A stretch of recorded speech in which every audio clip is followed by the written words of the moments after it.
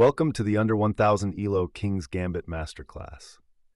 This course was prepared using data from over 10 million games of players rated in 1000 and under. The King's Gambit was the overwhelming best performing opening after e4, e5 with a 54% win rate. I am confident after this course you can exceed a 54% win rate with the King's Gambit against players 1000 and under. That said, I think this opening can be played successfully at levels much higher than that, so don't let that deter you if you are in the 1000 to 1600 range. While not played at the highest level, it has become less popular and less studied than it probably should be at lower levels. First, what is the King's Gambit? It starts with e4, followed by e5, and finally f4 is the characteristic move of the King's Gambit. The King's Gambit is one of the oldest and most aggressive chess openings, dating back to the 16th century. It is a sharp and tactical opening used by some of the most famous players in chess history. By offering the f-pawn, white sacrifices material early in the game with the hope of gaining a strong center and rapid development. The gambit seeks to undermine black's pawn structure and potentially open lines for white's pieces to launch a quick attack, especially on the king side. It leads to dynamic and exciting positions. However, with the advent of modern chess theory and more sophisticated defensive techniques, the King's Gambit has fallen out of favor at the top levels of chess. Bobby Fischer famously denounced the King's Gambit, arguing that black could achieve a solid position with correct play. Fischer's famous paper, A Bust to the King's Gambit, outlined how he believed black could refute the gambit. So if you are training to beat a grandmaster, this is the wrong course for you. You may ask, why play the King's Gambit if it's a refuted opening? The answer is that most people haven't read Fischer's refutation, and especially at the under 1000 level, many have hardly even heard of the opening. It's the perfect attacking repertoire, and I'd hate for you to miss enjoying it because some grandmasters took the fun out of it. Besides, it has a 54% win rate in almost 10 million games, so it's hard to resist. So let's dive into it. The main idea behind the move f4 is to attack the center. This is a principal idea in any successful opening. Controlling the center in chess allows your pieces to move more freely and influence more squares, making it easier to attack, defend, and switch between both. It restricts your opponent's options, supports faster development, and creates a strong foundation for both offense and defense throughout the game. What makes the move f4 special is that you are attacking the center with a flank pawn, or a pawn just outside of the center, aka via the c-file or f-file. The reason why this is so dangerous is because it presents the opportunity for you to trade your less valuable flank pawn for your opponent's more valuable center pawn, while preserving both of your center pawns to dominate the center later in the game. While that's all good, there are some significant risks to pushing the f-pawn early in the game. The main reason is that it leaves your king exposed by opening up the e1 to h4 diagonal. A very common way for black to take advantage of this weakness is by getting his queen to h4, which can be really hard to defend. So we need to be aware of that idea. Black can't play that immediately, because we could simply block with the pawn, and he will be forced to retreat. So black's most common move, played 45% of the time in this position, is to take the f-pawn. Black immediately creates a threat that we have to deal with. He wants to play queen to h4, and now we can't block the check with the g-pawn, because black's pawn controls that square. There are some more complex ways to get around this threat, but it really is simplest and best to immediately block queen h4 by getting our knight out. We now have control over the h4 square and have dealt with black's threat. Let's go back and look at some complications that can come about if we forget this move. And trust me, you will only make this mistake once. Let's say we had started with d4 taking the center. The queen can now come in. We are forced to play king to e2 to get out of check and block the queen from going to f2. But look how pathetic this is. Our bishop is locked in, and we have lost castling rights forever with our awkward king. We should try to avoid this by getting the knight out first and then playing d4. This first video of the series will focus on the most common line, knight to c3. which is already an inaccuracy. Yes, it gets a piece out, but it is really only attempting to control center squares that we already have a strong grasp on, so it accomplishes very little. We can move forward with our plan to dominate the center with our pawns. Here black has several options which we will analyze. We will proceed in order of their frequency. The most common move at this level is d5. Black counterstrikes the center in a very classical style, but this again is a bit of an inaccuracy if we respond right. We have several options. We can trade pawns in the center, defend our own pawn, or push our own pawn to safety. Remembering the response to the move will be easy if you understand the importance of time in the King's Gambit. The King's Gambit is a risky opening because the position is open and our king is weak, but it is also risky for our opponent because we are able to get our pieces out quickly, which will hopefully coordinate to a formidable attack. Every move of the opening matters, and we can't give our opponent time to breathe. We have to play a move that comes with a threat, something that our opponent has to respond to immediately. In chess terms, we have to keep the initiative. The player with the initiative controls the flow of the game by creating active, aggressive moves that keep their opponent reacting, often gaining momentum, and sometimes leading to long-term advantages. Maintaining the initiative can lead to increased pressure on the opponent, potentially causing mistakes or creating opportunities for tactical breakthroughs. The move I'm trying to lead you to is the center pawn trade. This move comes with the threat of taking the knight and is the only move that keeps the initiative and thus our advantage. Black is basically forced to recapture the pawn with the queen, which will give us another chance to create a threat.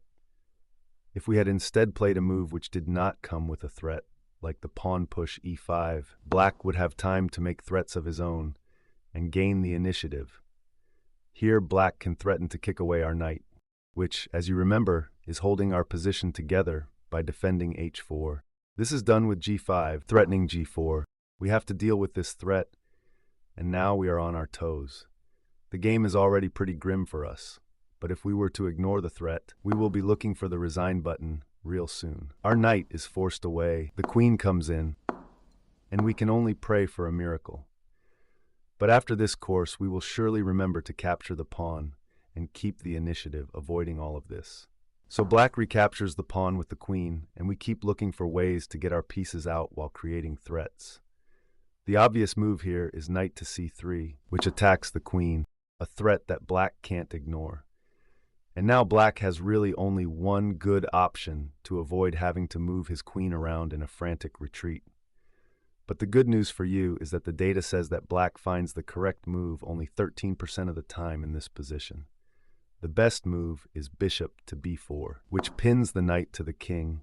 This is a clever way to avoid having to move the same piece twice, an important opening principle, while also developing a piece. Black, however, usually plays the weaker retreating move, queen to e6. The reason this move is bad is because black has to waste time moving his queen a second time, and in this opening time is everything. Black is on his heels with most of his pieces on their starting squares, and he has also given us the opportunity to develop another of our pieces to block the check, which will be followed by a kingside castle, and our development will be nearly complete. Please do not block the check with the queen here. For one, we're going to want our queen for the attack ahead, but also it just blocks in the bishop, and it's going to delay castling. The other common mistake black will make here is playing the move, queen to d8, which is just bad in so many ways. It looks like black hasn't even played yet, and it doesn't come with check like the other queen option, so we can immediately start making threats again like d5, attacking the knight, and black falls further behind in development. So back to the more challenging line, what do we do if black finds the correct move? We remain calm and simply develop our pieces. Bishop to d3 is the best option with a 65% win rate. This move does several things. First, it develops the bishop, and second, it prepares kingside castling, which will unpin the knight. Renewing our threat of knight takes queen.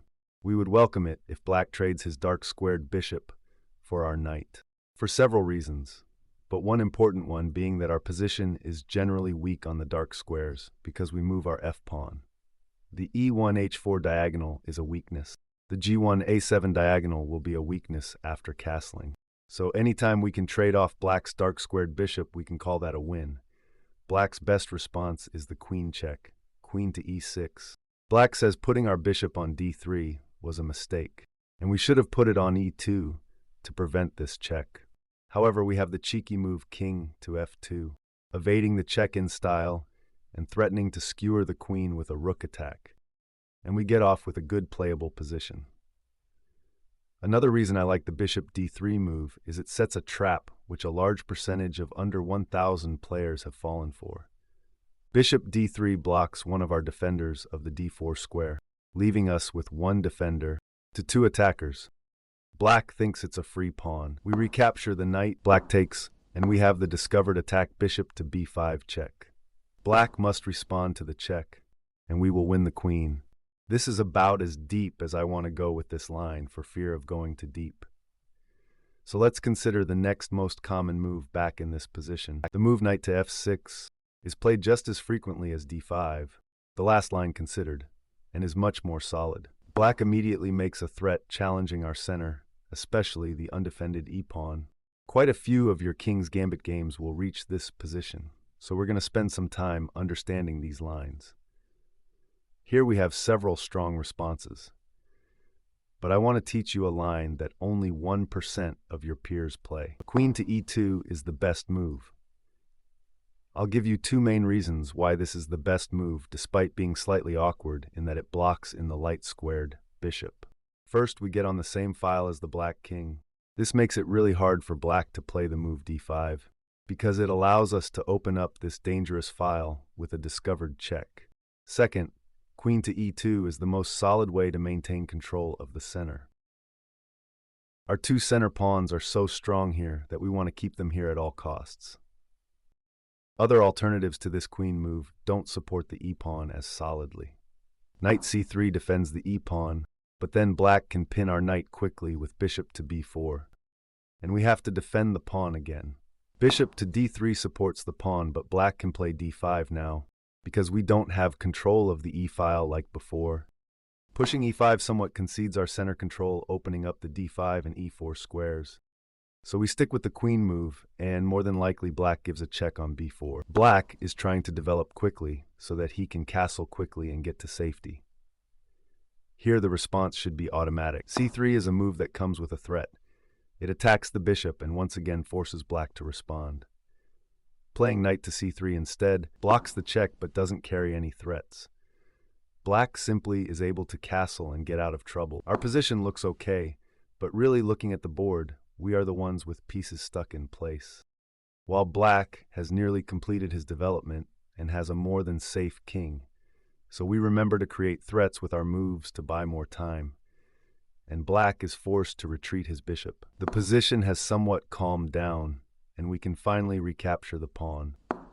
We both finished developing, and we will likely have to castle long because of our locked-in bishop, but we have an extremely solid center, and black is going to have a hard time getting through that.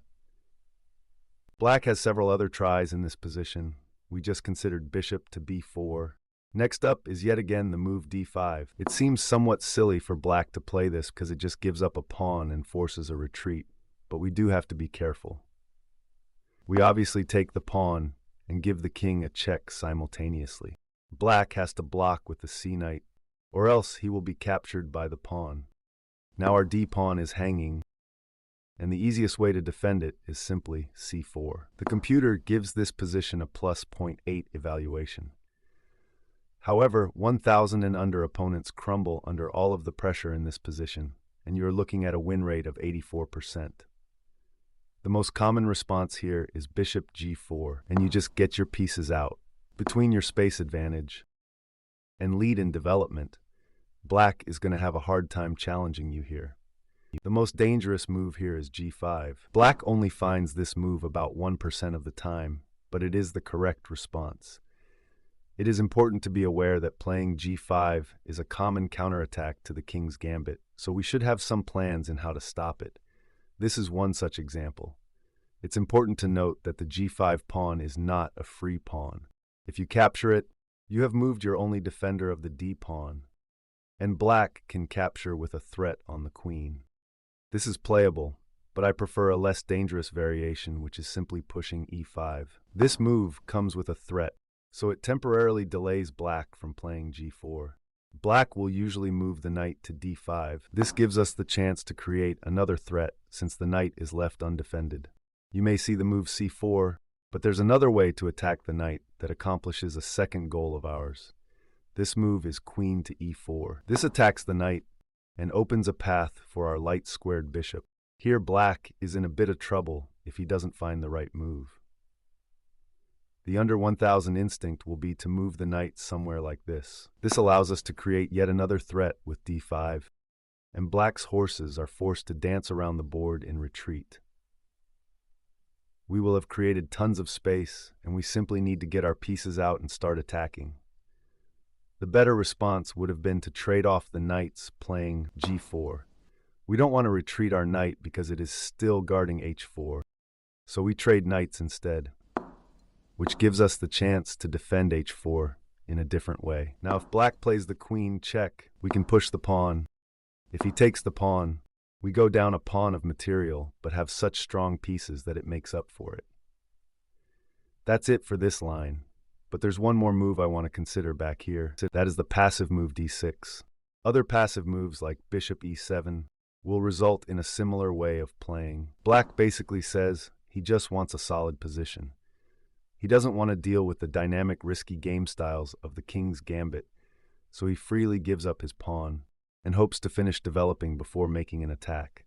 That's okay with us. We comply by taking the pawn. Black gets his pieces out, and so do we. We castle long because our bishop is still trapped. So this is the quickest way to get the king to safety. Plus, it starts a game of opposite side castling, which will lead to some fun attacking chess. Black's most common move is a mistake placing the bishop where it can easily be pressured and helps us start our kingside attack. Black usually takes, and we take back with the queen to free up our bishop and keep our kingside pawns connected for a potential pawn storm to try and take out the king's fortress. That's all for the knight to f6 lines for now. Let's go back to move 4 and look at 2 more moves. Quickly, we will consider a similar line to the one we just went through. Previously, we talked about knight to f6, followed by d6. Here, we will consider the immediate d6, which is played very similarly. Again, black doesn't want to have to deal with any tricky lines, so gives us back the gambit pawn freely and hopes to get his pieces out without any conflict. We again comply. Here we could transpose to the same line as before with knight f6, but let's consider a new move. In the previous line, we responded to bishop g4 with the move h3. This was because we had finished our development already, and we looking to create a kingside attack. In this position, playing h3 would be premature because we are largely undeveloped. So let's just try to get our pieces out first. Black still hasn't managed to create any pressing threats. Yes, the knight is pinned, but this will not be dangerous anytime soon, so we develop calmly. Interestingly, black makes the common mistake of seeing the knight as pinned and realizing it is unable to defend the d-pawn, so he takes it, forgetting that the queen is also defending the pawn, and just loses the knight. However, black will usually just develop, and we hope to create a dynamic game like we saw in the previous line, so we get our queen out of the way so we can castle long, and we reach a very similar position. Okay, let's consider one last move to conclude this video. Bishop to b4 is played about 11% of the time in this position. Lucky for us, this is an easy line to play. We remember to create a threat with all of our moves so we can get our pieces out quicker than black. The obvious response is c3, attacking the bishop. Funny enough, it's best for black to retreat to e7. But black has a hard time doing that because it just feels weak and basically admits that playing bishop to b4 was a premature move. So black will almost always retreat to a5. Now you are totally fine to take the pawn and develop. But I propose going for a sneaky trap first with the move a4. This move may appear innocent and fly under the radar of many of your opponents. The idea is to follow it up with b4, forcing the bishop to b6, where we can play a5, trapping the bishop. Black falls for this trap more often than not at this level. The correct response is a6, preparing a retreating square for his bishop. But let's say he played another common move like knight to f6 instead. We are free to spring our trap. Black may realize he's made a mistake and try to get some compensation by sacrificing the knight. We have to block the check with the bishop because it creates the threat of bishop takes bishop, which buys us time to defend our hanging e-pawn. If black trades bishops, we can recapture with either the knight or the queen here, and the computer evaluation is plus 1.8. But if white found the correct move saving the bishop, we calmly develop, win our pawn back, and play chess. And we may get something like this, which is just so hard for black to play, and we are totally crushing. That concludes this first video on the King's Gambit. If you found this helpful and want me to continue this series, it would be encouraging if you left a like and a comment. Feel free to put any questions and requests in the comments as well, and I'll see you in the next video. If it has been released already, you will see a link on your screen. Thank you.